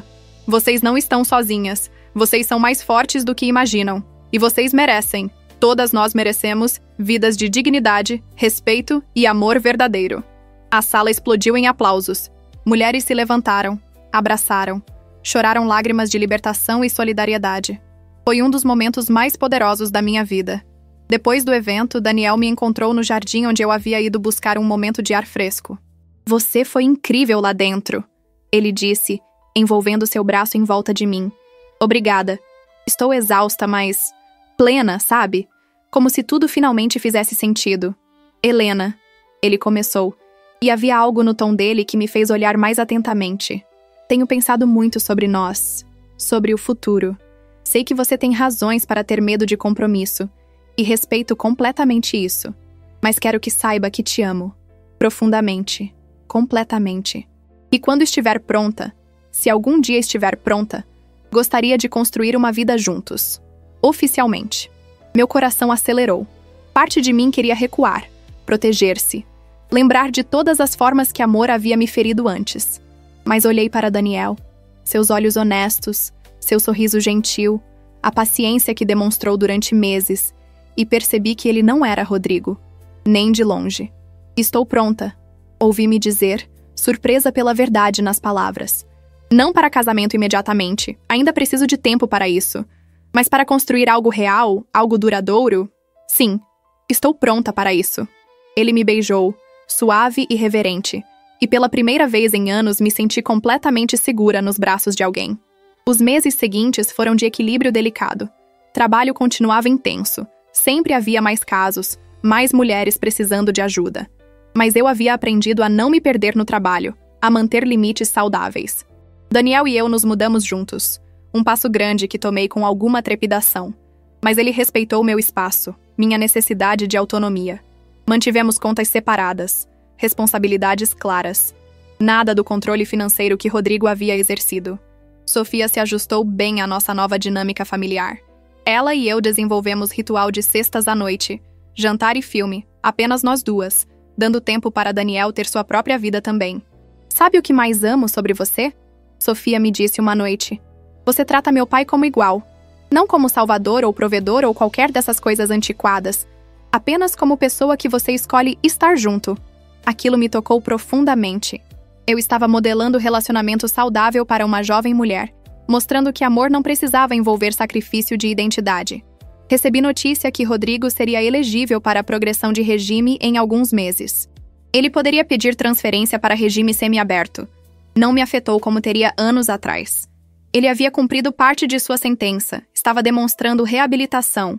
Era como o sistema deveria funcionar. Curiosamente, recebi carta dele pedindo se poderíamos conversar quando ele saísse. Não para reatar. Ele deixou claro que entendia que aquele capítulo estava permanentemente fechado, mas para fazer amendes apropriadas como parte de seu processo de reabilitação. Discuti com minha terapeuta, com Daniel, com Mariana. Eventualmente, decidi que aceitaria encontrar com ele. Uma vez, em local público, com tempo limitado. Não porque ele merecia meu tempo, mas porque eu merecia o fechamento final de olhar nos olhos dele e saber com certeza que ele não tinha mais poder sobre mim. O encontro foi marcado para um café neutro. Cheguei alguns minutos atrasada deliberadamente. Pequeno poder play, talvez infantil, mas me fez sentir no controle. Rodrigo estava diferente. Muito diferente.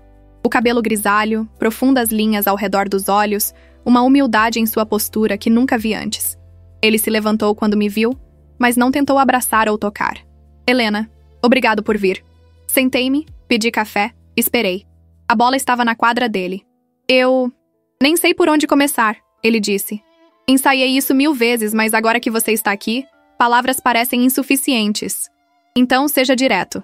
Fui terrível com você. Não apenas no final, mas durante todo o nosso casamento. Usei você, manipulei você, tomei sua bondade como fraqueza. E quando você finalmente reagiu, quando usou sua inteligência formidável para garantir justiça, minha primeira reação foi raiva. Como você ousou me desafiar? Ele riu amargamente. Levou meses na prisão para perceber como isso era absurdo. Você não me desafiou. Apenas se recusou a continuar sendo vítima. E isso era seu direito absoluto. Tomei um gole de café, deixando-o continuar.